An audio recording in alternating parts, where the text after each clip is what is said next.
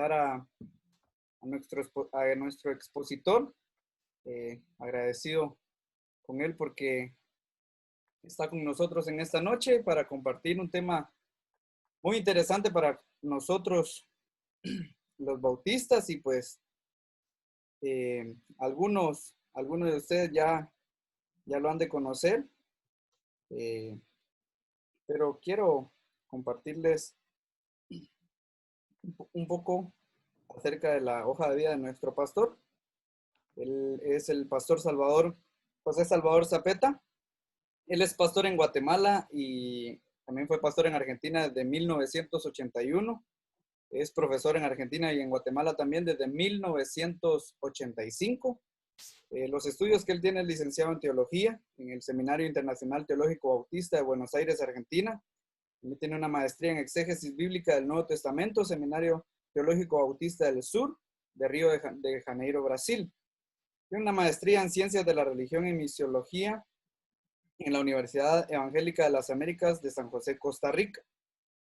Sus estudios doctorales en la Universidad Evangélica de las Américas, San José, Costa Rica también, y también tiene un estudio en sociología de la religión en la Universidad Mariano Gálvez de Guatemala. Actualmente es pastor de la Iglesia Bautista Nueva Generación, Zona 7, Ciudad Capital, y es nuestro presidente de la Convención de Iglesias Bautistas de Guatemala. También es profesor en la Facultad de Teología de la Universidad Mariano Gálvez del Campus Central, y es coordinador de pregrados y maestría de la Facultad de Teología de la Universidad Mariano Gálvez de Guatemala. Entonces es para nosotros un gran gusto tenerlo con nosotros, pastor. Gracias por estar con nosotros en esta noche, y pues el tiempo es para usted. Muy bien, gracias Otto, Josué. Gracias por la invitación y saludos a todos los jóvenes. Doy gracias a Dios por su vida y porque es importante hablar de nuestra doctrina. Dicen que una buena teoría hace una buena práctica. La doctrina es importante tenerla, porque sin doctrina no tenemos principios. Las doctrinas nos dan principios y los principios nos dan cómo actuamos no solo en la iglesia, sino que frente a la vida. Por eso es muy importante que nosotros tengamos el estudio de nuestros principios bautistas, que es lo que nosotros pretendemos desarrollar, los 7 principios que nosotros tenemos como bautistas en el mundo. Quiero decirles también que estos principios que ustedes ven ahí en su pantalla son 7. El principio cristológico, el principio bíblico, el principio eclesiástico, el principio sociológico, el principio espiritual, el principio político y el principio evangelístico. Y ustedes ven 3 logos ahí: el de la Convención Bautista, a la cual nosotros pertenecemos, el de UBLA, la Unión Bautista Latinoamericana, y el de la Alianza Mundial Bautista. En el mundo somos más de 200 millones de cristianos bautistas. Al país a donde vayamos hay una iglesia bautista, expresadas en asociaciones, uniones bautistas, convenciones, como en el caso nuestro, subdividida en asociaciones en Guatemala. Y entonces somos una gran familia. Con el nombre bautista tiene más de 400 años nuestra denominación, pero después vamos a ir a ver algunas cosas desde nuestra historia. Entonces, hablar de nuestros principios es muy importante. ¿Por qué es importante? Como les decía, nuestros principios nos dan la manera en la cual nosotros nos desenvolvemos, no solo en la vida de la iglesia, en la comunidad de la iglesia, sino que también fuera de ella. Bien. El primer principio que nosotros vamos a ver es el principio cristológico. Este principio cristológico va a tener 5 puntos importantes. El primero dice: Cristo es la cabeza de la iglesia y es Él quien la gobierna a través de su palabra. Cristo es la cabeza de la iglesia. Nosotros no tenemos un representante a quién tenemos que obedecer, quién dicta las órdenes para la iglesia. Por cuestiones de organización, en este caso, por ejemplo, yo soy el presidente de la Convención de Iglesias Bautistas de Guatemala, lo cual me da mucha satisfacción, mucha alegría poder servir al Señor desde este lugar. Hace casi un mes atrás tuvimos al doctor Tomás Mackey, el presidente de la Alianza Mundial Bautista, en un webinar parecido al que estamos teniendo hoy, lo que representa a millones de cristianos en el mundo, como les decía. Entonces, somos una gran familia. Aún el doctor Tomás Mackey no es quien da las directrices para todas las convenciones, sino que cada iglesia se somete a la palabra de Dios y el Señor es Cristo. La cabeza de la iglesia es Cristo. La cabeza de la iglesia no es un grupo de personas, no son las instituciones, tampoco es el pastor. Para nosotros, tal cual como ustedes pueden leer ahí, es Cristo es la cabeza de la iglesia. ¿Y cómo se gobierna? A través de su palabra. Siempre abordando este principio cristológico, dice, Cristo tiene soberanía absoluta en la vida del creyente y de la iglesia. La soberanía de la iglesia bautista, que parte de nuestros principios, es que es Cristo nuestro Señor. Siempre va a apuntar a eso, Cristo nuestro Señor. Cristo es la cabeza. Y todas las iglesias, todas las instituciones, todos los cristianos nos sometemos a Cristo, porque Él es la cabeza de la iglesia. Él es quien gobierna nuestras vidas, donde nosotros voluntariamente, cuando aceptamos a Jesús como el Señor y como el Salvador, nos sometimos a Él, porque sabemos que su soberanía es para nuestro bien, no solo desde la proyección en la eternidad, sino que nuestra vida acá en la tierra es importante en ese sentido. Dentro del principio cristológico también podemos mencionar lo siguiente: la sumisión y la humildad de la iglesia son factores importantes para aceptar esta voluntad de Cristo. Observen, sumisión y humildad. Si no hay sumisión y humildad a la palabra y a Cristo, va a ser muy difícil poder convivir en armonía. Por ahí, digamos, dentro de nuestra iglesia, tenemos en algunos momentos diferentes maneras de pensar. Pero así como dice el apóstol Pablo, cuando tenemos solamente una forma de pensar, es decir, en cuanto a los propósitos, en cuanto a lo que Dios quiere, nosotros como personas nos dejamos de lado nuestras propias intenciones, sino que vemos el interés del Señor. Por eso es importante la sumisión, es importante la humildad dentro de este principio. Luego, el otro aspecto dentro del principio cristológico es la oposición a todo lo que estorbe o bien obstaculice la relación entre Cristo y la iglesia. A veces hay personas que obstaculizan que este ejercicio de que Cristo sea el que controle la iglesia, no un grupo de personas, no una persona, no una familia, por más fundadora que sea, Cristo es la cabeza de la iglesia. Por eso esto es importante considerarlo. Cristo es el Señor de nuestra iglesia, de las iglesias locales. No existe nadie superior que Cristo. No podemos tener estudios y todo lo que ustedes quieran, privilegios, pero que al final se resumen en un servicio, pero nunca en una posición de autoridad por sobre otras personas. Claro, hablamos de la autoridad del liderazgo de la iglesia, pero es una autoridad que no es abusiva, no es una autoridad que no respeta, no es una autoridad de control, sino que el ejemplo lo tenemos en Jesús. ¿Quién persona que tuvo más autoridad que Jesús? Sin embargo, estuvo al servicio de los demás. Entonces, este principio es fundamental para nuestras iglesias, el principio cristológico. Cristo es la cabeza de la iglesia. Cristo es quien controla la iglesia a través de su palabra y nosotros lo debemos de hacer en humildad, en sumisión, en obediencia. Si esto no existe, va a ser difícil poder convivir en la unidad que requiere trabajar en la iglesia del Señor. El otro principio tiene que ver con el principio bíblico. La Biblia es nuestra norma de fe y práctica. No es otra vez una persona, no es un grupo de personas. La autoridad está en la palabra de Dios. Si está en la palabra, se hace.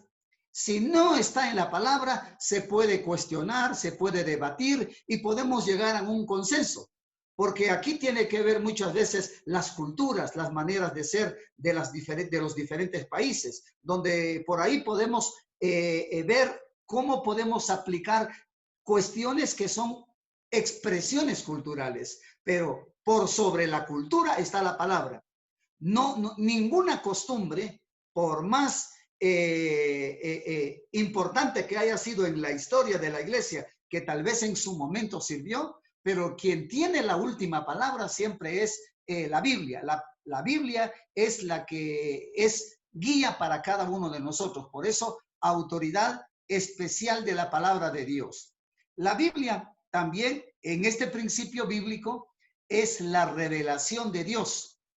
Dios se ha revelado a través de la palabra y la palabra de Dios es autoritativa. La palabra de Dios tiene autoridad. La palabra de Dios no podemos compararla, hace poco hablaba de esto, con ninguna de la literatura que nosotros podamos conocer.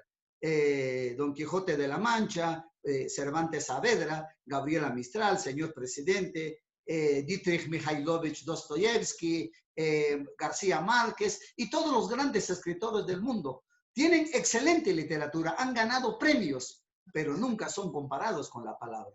Uno no va al diario, no va a estos libros para buscar guía. La palabra es la que nos guía. La palabra de Dios es importante para nuestra vida. La Biblia debe interpretarse bajo la dirección del Espíritu Santo, pero también la Biblia como libro en sí no tiene ningún poder mágico. La Biblia dice, primero, aquí hay dos cosas importantes. La interpretamos por medio del Espíritu Santo. El Espíritu Santo en el creyente nos guía a la verdad. El Espíritu Santo nos encamina a la voluntad de Dios. El Espíritu Santo nos enseña aquellas cosas cuando nos acercamos a la palabra. En humildad, en deseo de aprender, va a haber iluminación del Espíritu Santo. Yo sé de personas ateas que han leído muchas veces la Biblia, porque la han leído desde una perspectiva de investigación, de curiosidad o simplemente de lectura, porque hay temas interesantes que hablan en la Biblia. Pero si no hay actitud de humildad, de aprendizaje, de guía del Espíritu Santo, que es importante para que la palabra nos sea revelada por su Espíritu Santo, esto va a ser muy difícil. Por esto es únicamente en el creyente, en el cristiano, porque creemos que es la palabra de Dios. El otro punto que decía allí es que la Biblia, la palabra de Dios, como vemos acá, dice, no es ni tiene ningún poder mágico o místico. No vale, no tiene sentido, no lo tenemos que hacer, por ejemplo, que en nuestras casas esté abierta la Biblia en el Salmo 91, en el Salmo 23, o porque llevemos la Biblia en nuestro maletín, en nuestro morral, en la cartera de las hermanas, de las señoritas, en la mochila. Eso nos va a proteger.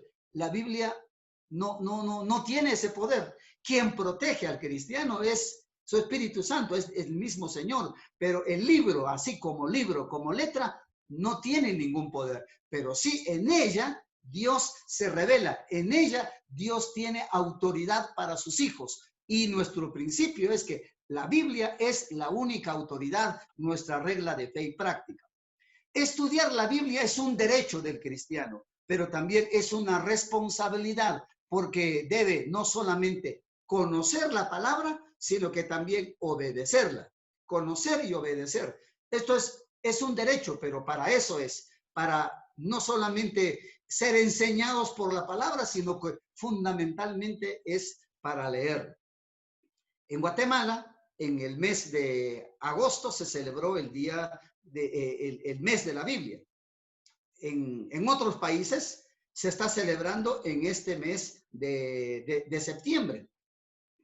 Y yo decía en una de las conversaciones, en una de las predicaciones, que la Biblia se vende millones de copias en el año, muchísimas copias, pero triste y lamentablemente es el libro menos leído. Mucha gente porque lo toma como un libro o como un amuleto o para tener. Es más, nosotros que estamos viendo y participando en este webinar, ¿leímos la Biblia hoy? ¿Cuánto tiempo le dedicamos a la Biblia? La Biblia es el más vendido, pero tristemente es el menos leído, inclusive por los propios cristianos. Pero la Biblia debe ser releída, la Biblia debe ser estudiada, la Biblia debe tener ese punto importante en la vida, porque es nuestra responsabilidad conocerla y obedecerla. El Nuevo Testamento y el Antiguo Testamento deben interpretarse a la luz de las enseñanzas de Jesús. Todo texto, cualquiera que sea, no porque esté en la Biblia, significa que haya que hacerlo. Todo debe ser interpretado, escuchen bien, de acuerdo a lo que Jesús vivió y a lo que Jesús enseñó. Por ejemplo, en Génesis se habla que Caín mató a su hermano Abel. Esto no nos da el derecho a nosotros de tomar la venganza con nuestras propias manos. Y como alguien decía una vez, pastor, yo solo le di unos cuantos cachetazos y yo no lo maté. Si Abel mató, sí, pero la Biblia no nos está enseñando eso. Son ejemplos de lo que no tenemos que hacer. Salomón tuvo muchas esposas y muchas mujeres para él. Era la costumbre de la época. Pero Dios ya había dicho, desde el Génesis, crear al hombre y a la mujer y ser monógamos, inclusive en los 10 mandamientos, que fue antes de que gobernara Salomón, donde se habla de la santidad del matrimonio, de no adulterio, no fornicación. ¿Por qué? Porque Dios ha establecido. El hecho que Salomón lo haya hecho, esto no nos da derecho a nosotros que hagamos lo mismo. Está en la Biblia, por eso. ¿Qué enseñó Jesús? Jesús habló sobre la santidad del matrimonio, habló sobre el adulterio, habló sobre la fornicación en el Sermón del Monte, Mateo 5, 6 y 7. Entonces, ¿se dan cuenta? Todo debe ser interpretado a la luz de la enseñanza de Jesús. Y así podemos hablar de otros asuntos, por ejemplo, también de los sacrificios. Los sacrificios se observan en el Antiguo Testamento, pero con Jesús esto ha dejado de ser, porque Jesús es el sacrificio perfecto y no solo Él lo predicó, lo enseñó y lo demostró al morir por nosotros, sino que también es la enseñanza de los autores del Nuevo Testamento. Entonces, el principio bíblico es fundamental para nosotros, los de la Iglesia Bautista, porque creemos que es la palabra de Dios. Claro, las otras denominaciones también la creen, pero a veces le van agregando otras cosas. Ustedes habrán escuchado o visto o leído por ahí que hay gente que dice, bueno, si usted se toma esta agua o se le unge con este aceite o que eso no son cosas bíblicas. No tiene nada que ver con la Biblia. Es cualquier otra cosa menos enseñanza bíblica. Y tenemos que tener cuidado. Está en la Biblia, bueno, pero así lo mostró Jesús, es lo que enseñó Jesús, es la enseñanza apostólica acerca de esto. El otro principio es el principio eclesiástico. ¿Qué es el principio eclesiástico? Dice, la persona nacida de nuevo es la que conforma la iglesia del Señor. La persona regenerada por el Espíritu Santo, con una decisión personal y consciente, por medio de su arrepentimiento, se acerca a Jesús y lo recibe como Señor. Esta es la condición para ser parte, miembro del cuerpo de Cristo, de la iglesia del Señor. Este es un principio importante porque la iglesia la componen los regenerados, los que han aceptado a Jesús como el Señor de sus vidas. Dice, el bautismo y la cena del Señor son símbolos dinámicos que comunican verdades espirituales, que también esto lo practica aquel que ha tenido fe en Jesús. aquel que cree en Jesús. El bautismo es un paso de obediencia. De paso, si alguno de ustedes ya ha creído en Jesús, pero no se ha bautizado, lo tiene que hacer, porque participar del bautismo no es que tiene que ser mejor, tiene que pasar mucho tiempo, es haber creído en Jesús como el Señor y Salvador personal, y el bautismo es un paso de obediencia. Si ustedes observan, en lo que yo coloqué acá, puse la cena del Señor, no Santa Cena. Porque si le decimos Santa Cena, de alguna manera se le empieza a atribuir cosas extras. La cena del Señor no es más santa que la predicación, que levantar la ofrenda, presentar nuestros diezmos, participar en la comunión de la iglesia. En ese sentido, todo es santo, porque todo está dedicado y consagrado al Señor. Entonces, distinguir de esto que la cena del Señor es santa, se le está dando como algo más elevado que cualquier otra cosa. La cena del Señor es un símbolo que nos hace recordar que Cristo vino, murió por nosotros, resucitó, volverá, y mientras esto ocurre, la iglesia debe predicar. Por eso Jesús dijo, hagan esto en memoria de mí. Y Jesús dijo, como el Padre me envió al mundo, yo los envío también a ustedes. Este es el sentido de la cena del Señor. Recordar cómo vivió Jesús. Recordar cómo practicó su misión, y nosotros somos enviados a eso. No es una cuestión mística donde es muy diferente que cualquier otro culto. No estoy minimizándola, ni tampoco estoy diciendo que es cualquier cosa, no. Todo lo que hace la iglesia, todo lo que practica el cristiano, en un sentido es santo, porque está dedicado, está consagrado al Señor. Lo practica el bautismo y la cena del Señor aquel que ha recibido a Jesús como el Señor y Salvador de su vida. La iglesia bautista fue perseguida por defender este principio. ¿En qué sentido? Como iglesia bautista, que probablemente yo creo que anoté algo eso para más adelante, pero se los digo de una vez, los bautistas nosotros no nos llamamos porque hicimos una asamblea, hicimos un congreso regional, mundial o por países, donde buscando qué nombre nos vamos a poner. El nombre bautista anteriormente era Anabautista. ¿Y esto qué significa? Los que vuelven a bautizar. Y esto era peyorativo, era un insulto, era una burla para los cristianos que los llamaban bautistas, anabautistas o bautistas. Pero después esto quedó, este nombre, a lo largo de la historia, reconociendo, bueno, que el creyente tenía que volver a bautizarse, porque antes se bautizaba, bueno, todavía en algunas religiones se bautiza a los niños. Y la iglesia bautista dijo, no, se bautiza el que ha creído en Jesús, el que confiesa a Jesús como su Señor y Salvador personal, el que decide voluntaria y conscientemente que debe bautizarse. Por eso, esto es un principio importante. ¿Y quién participa de la cena del Señor? Aquel que es cristiano, aquel que entiende el sacrificio de nuestro Señor Jesucristo. Dice, este principio, aquí está lo que les decía, le dio el nombre de la denominación. ¿Por qué? Porque fueron perseguidos por eso. Porque la iglesia antes solo bautizaba a niños. Y cuando este grupo de cristianos que no tenían nombre, que después fueron llamados bautistas, anabautistas, se los persiguió porque estaban en contra del sistema religioso, estaban en contra de lo que había practicado la iglesia y cosa que el Nuevo Testamento no estaba enseñando. Ojo, mucho ojo. Entonces, hay cosas que se están haciendo en la iglesia que no están fundamentadas en el Nuevo Testamento. Bueno, nos toca a nosotros evaluar, nos toca a nosotros ver. No porque, como me dijo alguien, pero es que esto pasó. Es que porque estaba tal pastor, estaba tal predicador, estaba tal evangelista. Y volvemos al principio bíblico. Yo le dije, bueno, esas no son nuestra autoridad.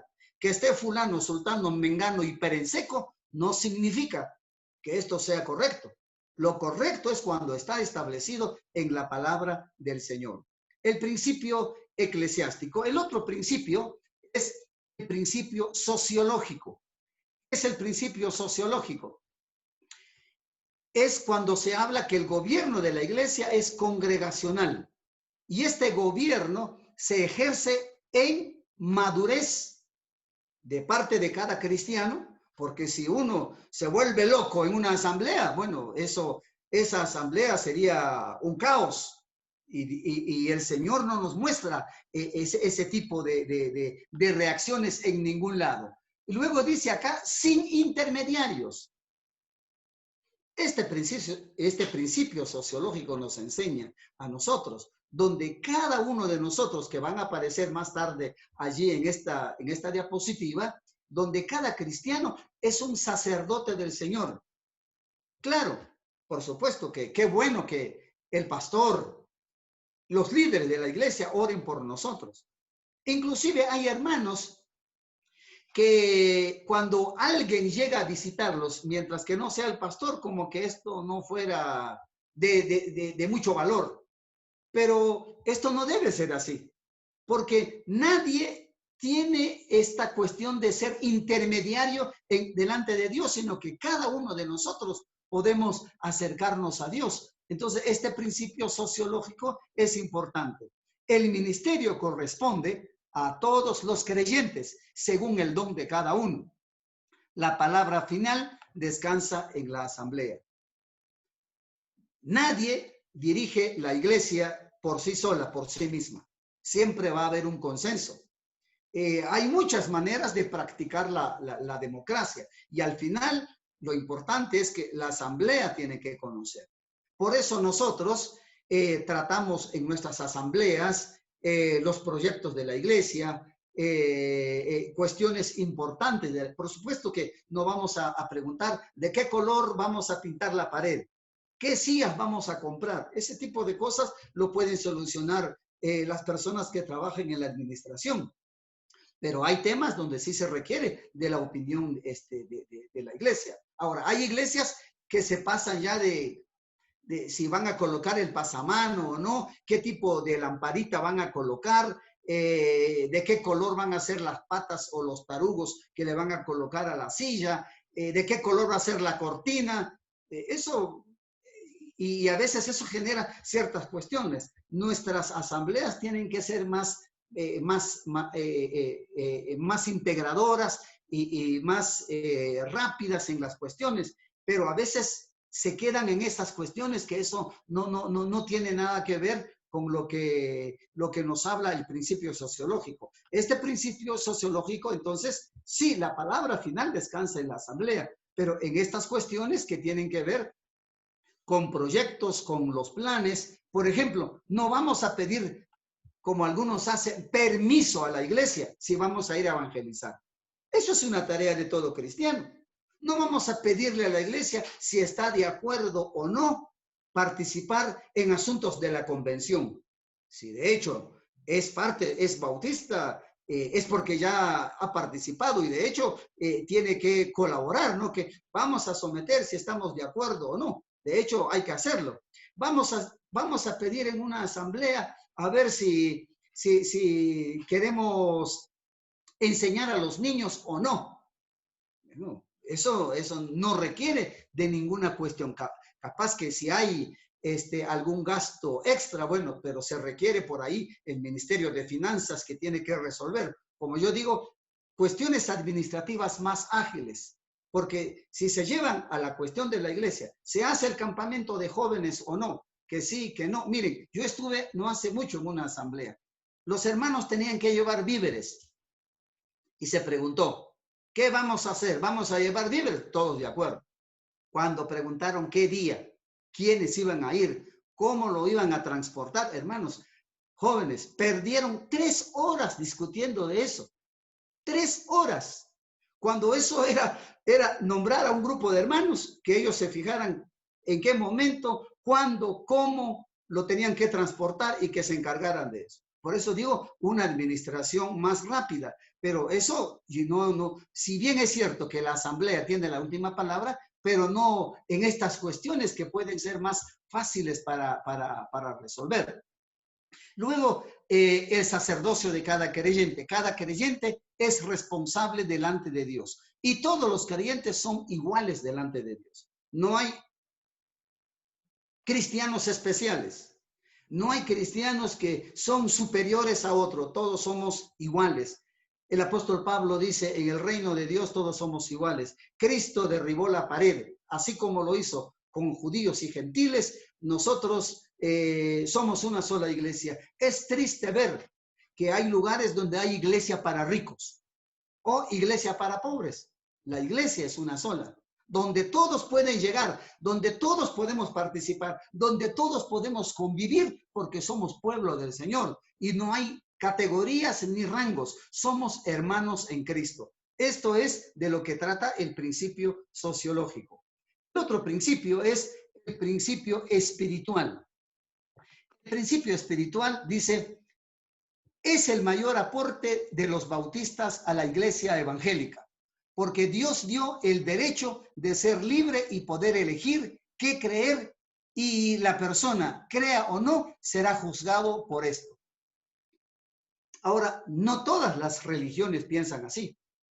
No todas las denominaciones tampoco piensan así. A veces cualquiera que, inclusive, como dijimos ahí, que no quiera creer, tiene el derecho de no creer. No se puede forzar ni obligar a una persona. Si ustedes han leído, sabrán que en América Latina, cuando vino el cristianismo por medio de los conquistadores, fue un cristianismo impuesto, donde la cruz y la espada estaban ahí al lado. Se cuenta de un cacique que no se llamaba Cuba todavía, allá en Cuba, actual Cuba, lo llamaron porque él no quería dejar su religión. Entonces le dijeron que vaya al cielo, o quiere ir al cielo, o era preferible que lo mataran. Y tanta insistencia que le llamó la atención, y él dijo, ¿y en el cielo hay cristianos? Y le dijeron que sí. No, entonces mejor mátenme. Ahora, eso no es el cristianismo, no se puede imponer la fe. Por eso Dios nos creó con libertad. Y esto es un principio bautista. Cada uno tiene derecho de creer lo que quiera. Claro, por supuesto, el mensaje que predicamos nosotros es el mensaje de Jesús, es el mensaje bíblico, es el mensaje de la transformación renovadora, completa, integral, eficaz y abundante en Cristo Jesús. Pero no se le puede obligar a una persona, ni pelear ni ser enemigos de una persona porque no crea y no comparta la fe que nosotros. Por eso le digo, esto es un principio importante de los bautistas en el mundo, porque defiende a otros que tienen el derecho de creer en la religión que quieran, porque la religión y la fe no se impone. Por eso dice acá, pero sin embargo, será juzgado en el número 2 por esto, por su decisión, que crea o no crea. El principio espiritual implica también libertad de culto, adorar a Dios donde y cuando, como se desee. Nadie puede imponer una cuestión de cómo vamos a hacer. Miren, yo tuve la bendición de recorrer varias convenciones, varias iglesias bautistas. Miren, ni siquiera, digamos, en África, no, pero sí estuve la oportunidad de estar en Asia el año pasado. Las iglesias bautistas son muy diferentes. Si ustedes van a la Argentina, son diferentes. En Chile, en Perú, en Paraguay, en Brasil, en Guatemala. Son muy diferentes.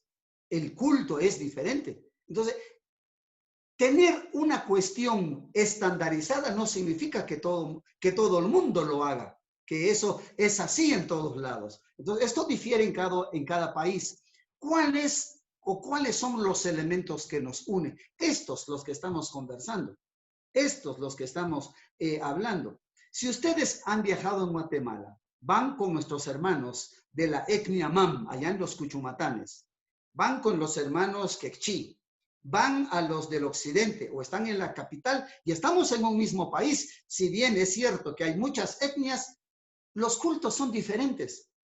Pero con eso nosotros no nos peleamos, pero nuestros principios sí son fundamentales. Por eso, ninguno debe ser obligado a creer o hacer algo o actuar algo de manera obligada. Y creemos también que hay libertad de propagar la fe. Cada uno tiene el derecho, así como nosotros, las otras religiones también tienen su derecho.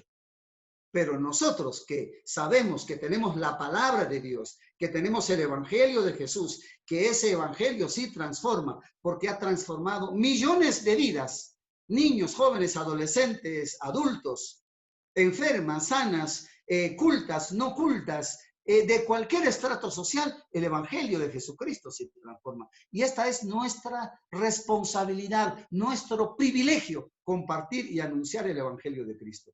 Pero nadie puede ser descalificado porque no cree. Tiene el derecho, pero sobre esa decisión, así como dice Eclesiastés, joven, alégrate en todos los días de tu juventud. Haz lo que tus ojos vean, haz lo que puedas ver que está sucediendo. Pero recuerda que sobre estas cosas te juzgará Dios. Lo mismo pasa en la fe. La persona es la que será juzgada. Entonces, nadie puede ser obligado, como en América, cuando llegaron los conquistadores, obligados para creer que en definitiva no hubo evangelización, hubo imposición, y ya sabemos la historia de esta situación que sufrió nuestro pobre continente tan lastimado. El otro principio es el principio político. Número 1, dice, la iglesia ni el Estado deben ejercer influencia o dominio sobre otro. Ahora, ¿por qué se dijo esto? Esto surgió prácticamente en la época de la Reforma. No solo con Lutero y Calvino, Zwinglio, que son los más conocidos. Hay otros, inclusive sacerdotes antes, como Lorenzo Savonarola y Juan Hus y otros cristianos que, porque la reforma no ocurrió porque Lutero, Zwinglio, Calvino hablaron, no, porque hubo muchas personas antes hasta llegar al punto de cambio. Entonces, este asunto que estamos abordando de la iglesia debe estar separada del Estado porque nadie puede influir sobre uno, sobre el otro, se dijo en este contexto, porque la iglesia y el Estado eran juntas. La iglesia le pedía al Estado, expresado en los reyes que gobernaban en esa época, qué tenían que hacer. Sí, el rey, porque no eran presidentes en esa época, el rey de tal región, de tal área, especialmente en Europa, el que no hacía, la iglesia lo descalificaba. Y como todo estaba bajo la influencia, la cobertura de la iglesia, de la iglesia católica en ese momento, ese país prácticamente se moría, porque no tenía manera de cómo exportar sus productos, de viajar, se le cerraban todas las fronteras. Entonces, y el Estado, habían estados fuertes, y los estados fuertes se introducían en la vida de la iglesia para decir qué creer y qué no creer. Entonces, las dos se metían en el uno y en el otro. ¿Qué tenían que hacer? En este contexto es que se dice separación de iglesia y el Estado. No, cada uno por su lado. No pueden meterse. Por ejemplo, nosotros como cristianos en época de elecciones, de ninguna manera desde el púlpito podemos decir voten por fulano. O desde nuestro anuncio ahí en las carteleras estén anuncios de un solo partido. No, eso jamás puede ocurrir. Porque ahí ya estaríamos mezclando política y religión. De hecho, nosotros pedimos a los hermanos que vayan a votar, que ejerzan su derecho ciudadano de emitir su voto. Cada uno en la conciencia que tenga y desde su manera y perspectiva de ser, elija a las autoridades que tienen que elegir. Hace algunos años atrás, en épocas de elecciones, yo lo he visto por segunda vez, la Sociedad Bíblica ha sacado un tratadito con la bandera de Guatemala o los colores de la bandera de Guatemala, donde habla una serie de textos que hablan de la importancia de las cuestiones políticas en la vida del cristiano. Ahora, esto sí, nosotros les pedimos que los hermanos vayan a votar. Pero ahora que venga un partido a hablar y que algunos de los candidatos, alcaldes, diputados o lo que fuera, o como que invitáramos a nuestra convención a un político porque está en plena campaña electoral, eso, ahí es donde no hay que hacer eso. Luego dice, respetar en el principio político y obedecer y orar por los gobiernos. Cuando estas leyes, la de los gobiernos, la de los países, cuando estas leyes contradicen los mandamientos de Dios, el creyente debe obedecer a Dios antes que todo.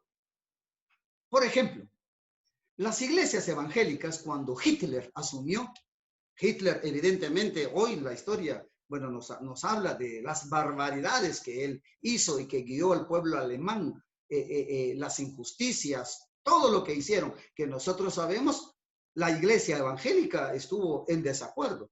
De hecho, un escritor famoso, de paso, si ustedes pudieran leer los libros de él, Dietrich von Hofer.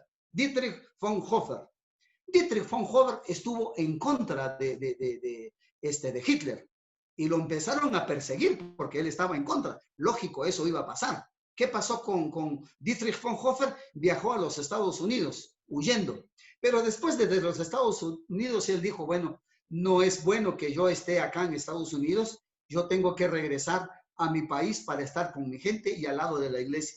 Vuelve a Alemania, lo capturan y lo asesinan, lo matan. 2, 3, 4, 5 días después, bueno, pierde la batalla los nazis. Si bien hubiera esperado unos días más, bueno, capaz que estaría vivo. Y perdimos a un gran teólogo del mundo por estas cuestiones, ¿no? Entonces, la iglesia, así como Pedro y Juan le dijeron al Sanedrín, porque es importante obedecer a Dios antes que a los hombres. Ejemplo. Hoy por ahora no se permite más que cierta cantidad de personas, ahora en esta cuestión de la pandemia. Uno no va a decir inconscientemente, bueno, a mí no me importa, aquí caben 50 y vamos a meter 100 como lo hemos hecho siempre. Y bueno, al pastor, a las personas los van a detener. Y uno no puede decir ahí, bueno, esto yo lo hice por causa del evangelio. No, no le están prohibiendo predicar. Simplemente hay ciertas cuestiones que considerar. En un país, por ejemplo, en cierto horario no se podía predicar en la plaza, en el parque. Y ellos fueron igual. Y como eso estaba prohibido en ese horario, no que no se podía hacer, pero en ese horario y en ese día, no. Los agarraron y los llevaron a la comisaría. Y después se andaban diciendo, bueno, por el evangelio estamos sufriendo. No, no estaban sufriendo por el evangelio. Estaban sufriendo por negligentes, por desobedientes. Ahora, cuando por ahí el gobierno dice algo que va en contra, por ejemplo, en muchos países ahora se está aceptando la cuestión de género como una enseñanza normal en las escuelas, donde los padres ya no van a tener demasiada influencia sobre los hijos. Ahí la iglesia tiene que decir, no, momento, no. Eso no estamos de acuerdo por eso. Y tenemos el derecho de manifestar, no porque venga del gobierno, bueno, vamos a aceptarlo, porque si es así, nuestros hijos podrán cambiar de sexo, podrán hacer estas otras cosas. Entonces, cuando el Estado dice cosas contrarias a la palabra de Dios, la iglesia puede decir, no, momento, no. Entonces, cuando el Estado es injusto, el creyente puede oponerse pacíficamente. No como se hace en las manifestaciones lamentables en Guatemala, donde van, rompen los autos, pintan las paredes, no, pacíficamente. El pastor bautista, doctor Martin Luther King, en Estados Unidos, en Montgomery, Alabama. Ustedes sabrán de él y si no, lean la biografía, vean una película de él, que es posible conseguir y bajarla de manera gratuita y verla pública. Doctor Martin Luther King. El doctor Martin Luther King, junto con la primera iglesia bautista de Montgomery, muchos diáconos, dirigieron a muchas marchas pacíficas en los Estados Unidos, donde las leyes en ese momento estaban en contra de los negros y de otras razas. Si uno entraba en un bus, se tenía que sentar hasta el fondo, porque era negro o porque era de otra cultura. Y si el bus se llenaba y uno estaba hasta atrás, se tenía que levantar y darle lugar a los blancos. Habían playas para blancos, restaurantes para blancos, hoteles para blancos. Y el pastor bautista, insisto, Martin Luther King, él dijo, no, eso no es correcto. Eso no es lo que Dios enseña en su palabra. Hicieron muchas marchas pacíficas y lograron que se cambiara esta situación. Así como él, hay otras personas que han demostrado su actitud pacífica en cuanto a las cuestiones de gobierno. En Argentina, el año antepasado, estaba de el aborto o no aborto. Y las iglesias se organizaron, se manifestaron en pro de la vida, no al aborto. Y fueron miles y miles y miles de cristianos que se manifestaron, tanto así que el Congreso tuvo que parar esas leyes y lo dejaron de lado. Hasta este momento no los han tocado, porque manifestaron pacíficamente, mostraron que eso no es como en una sociedad donde la iglesia es parte de esa sociedad, pueda aceptar una cosa tan descabellada, tan antibíblica como era el aborto. Entonces, todas las iglesias deben ser tratadas por igual. Este es también un principio político. Esto incluye los impuestos. El Estado no debe privilegiar a ninguna religión. En América Latina antes el privilegio lo tenía la Iglesia Católica Apostólica Romana. Si era evangélico, uno perdía. Hoy estaba leyendo, que ustedes tendrían que leer, la historia de Federico Crowe. Tal vez no sepan quién fue Federico Crowe, pero es importante. Y esto pasó acá en Guatemala. Este hombre era increíble, colportor, uno de los primeros que trajo el evangelio, antes que Justo Rufino Barrios, que abriera el país para los evangélicos que vinieran a Guatemala. Este hombre fue perseguido, es decir, hay muchas personas, y él siempre habló pacíficamente, manifestando las cosas que no estaba de acuerdo. Entonces, todos deben ser tratados por igual. Hace algunos años, la Iglesia Católica tenía sus privilegios desde la colonia. Si ustedes se dan cuenta, casi no hay una iglesia evangélica frente al Parque Central. Siempre es una iglesia católica. Y la Iglesia Católica tiene digo Iglesia Católica porque es verdad, no estamos desprestigiando ni nada, sino que eso es historia. Tiene los mejores lugares, los terrenos más extensos, los colegios, que fue beneficiado por el mismo Estado. Pero en los estados latinoamericanos, esto le ha costado a la iglesia, donde inclusive habían países donde, como en Argentina, por ejemplo, que para ser presidente uno debía ser católico, ninguna otra religión. Ahora, eso es discriminación, en el sentido de que si somos ciudadanos, todos tenemos derecho. Estas leyes fueron cambiando, y estas leyes significan también el principio político. El Estado debe tratar igual a todas las religiones, a todas las creencias, y ninguna darle un trato especial. Debe ser, si alguien ha cometido alguna falta, debe ser juzgado desde las leyes civiles. Y por último, en este número 5 dice, el cristiano que tiene vocación política debe participar en la política.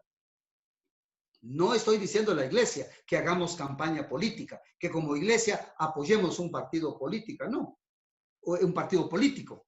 Si el cristiano, que hoy hay muchos jóvenes que quieren ser políticos, me parece excelente. En Estados Unidos han habido presidentes bautistas. Hay actualmente congresistas y gobernadores bautistas. Hay muchos alcaldes bautistas. En Argentina, en Chile, en Perú, en Brasil, hay muchos cristianos bautistas. Pero no se mezcla que vayan a decir a la iglesia, voten por mí. Miren, esto es y que como iglesia, como denominación, vamos a apoyar a este partido político. Eso no.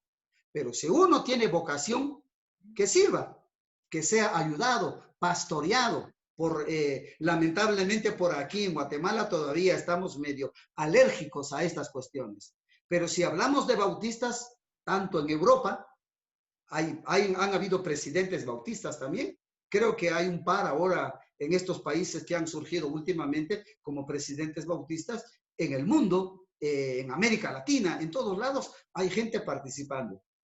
Hay gente que ha hecho muy buen trabajo y hay otros que lamentablemente ha sido triste su desempeño y otros que pasaron como que si no hubieran existido. Pero si hay vocación, así como el que tiene vocación de médico, que sea médico, de abogado, de ingeniero, de panadero, de electricista, que trabaje en eso. Y aquel que tenga esa inclinación, porque es un llamado de Dios también para servir a la sociedad.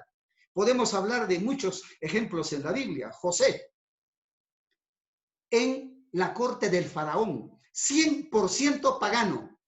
No eran que había, como acá en Guatemala, 40 y tantos, 30 y tantos % de cristianos. 100% pagano. ¿Por qué lo llamaron? Porque era un hombre hábil, un hombre temeroso de Dios. Daniel, Sadrach y Abednego, Mesac y Abednego, en la política, en el gobierno de Babilonia. Ellos habían sido los invasores de Palestina, pero eran hombres brillantes que fueron puestos como gobernadores. Y así varios ejemplos que podemos citar. Entonces, estas cuestiones no pelean con la fe. Lo que sí se requiere es integridad, fidelidad a la palabra, compromiso con Dios, compromiso espiritual con la iglesia, y esto es lo que se requiere. Por eso digo, resumo, la iglesia no debe apoyar nunca, jamás, ni aceptar de ningún partido político hacer propaganda frente a su templo. Eso no. Cada cristiano tiene que cumplir el deber de ir a votar a las urnas, y si alguno tiene vocación, que Dios lo ha llamado para eso, qué bueno, qué excelente. Y ojalá que hubieran jóvenes que se puedan levantar en este sector donde puedan trabajar con integridad. Sobre esto hay mucho que decir, hay mucha tela que cortar, pero sí, si Dios nos llama, hay que hacerlo. El último principio es el principio evangelístico. Este principio evangelístico habla sobre el cumplimiento de la Gran Comisión. La iglesia siempre ha sido la iglesia bautista misionera, evangelista. Ser testigo de Jesús donde estamos hasta lo último de la tierra. En la oficina, en el trabajo, en el campo, en la fábrica, en la universidad, desde allí hasta el mundo. Porque somos una iglesia que comparte el evangelio de Jesús. De eso nos caracterizamos nosotros y es un principio fundamental. El número 3, históricamente los bautistas han fomentado el evangelismo y las misiones. No es algo nuevo, no es una moda, es algo que, bien es cierto, la iglesia no lo hizo en el pasado, pero ahora hay conciencia misionera. Ya tengo que ir terminando. Solo déjenme decir una cosa. Yo creo que nuestra iglesia, la iglesia en Guatemala, la iglesia bautista y otras denominaciones, porque también está pasando en esto, pero nosotros como bautistas creo que estamos avanzando en el campo de la evangelización, pero también en el campo misionero. Esto es importante. Hace 30 o 40 años atrás, nosotros pensábamos que ¿quién era un misionero? Un misionero era norteamericano, europeo, blanco, rubio, ojos azules y de piel blanca. Un misionero con este color de piel morena, jamás se nos hubiera ocurrido.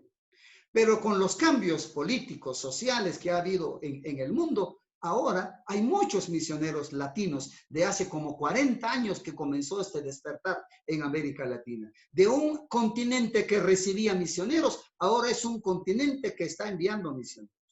A nosotros como Convención Bautista, por ahí nos hace falta. Hemos hecho incursiones en el pasado en algunos países, pero sí con mucha alegría que tenemos misioneros nacionales. Un gran ejemplo lo tenemos de la Asociación Bautista Quechí, la de Cobán, la de Fray y la de Petén.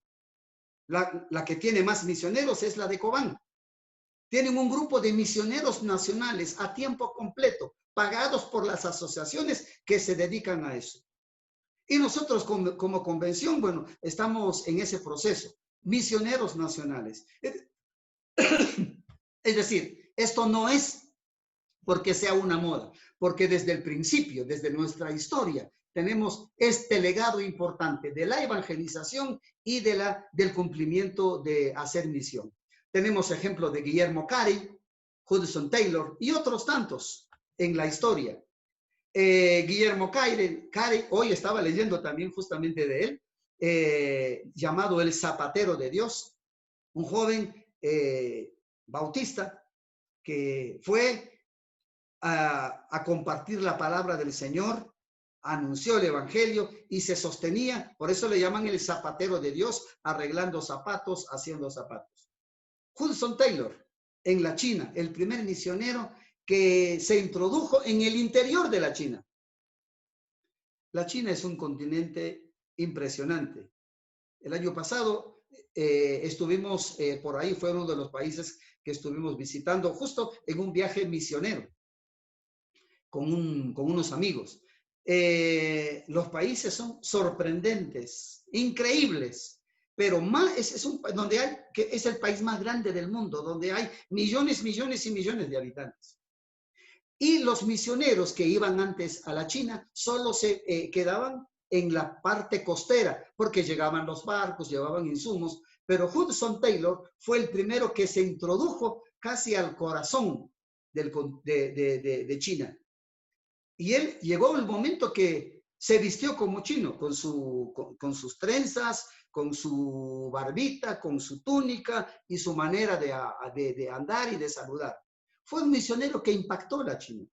Entonces, tenemos ellos dos, Carey, Taylor y otros tantos, otros miles de misioneros, los misioneros que han venido acá a Guatemala, que nos han traído el evangelio. Otros misioneros nuestros que están en Guatemala. Y tenemos que seguir trabajando en eso. Y Dios quizá en este tiempo te está hablando, joven, para que puedas participar en las misiones. Y qué bueno que nosotros trabajemos en esto. No por moda, no por obligación, sino por principio, porque sabemos que la evangelización es algo importante que hace nuestra razón de ser como Iglesia Bautista. La misión es el resultado natural de una vida madura, una vida espiritual madura y una vida espiritual sana. Quien no comparte el evangelio, decía hace poco, es bíblicamente infiel y miope, ciego de la realidad. Dios sigue llamando desde donde estamos hasta el fin del mundo. Por último, entonces, ahí decimos que nuestros principios son estos que ya hemos mencionado al principio.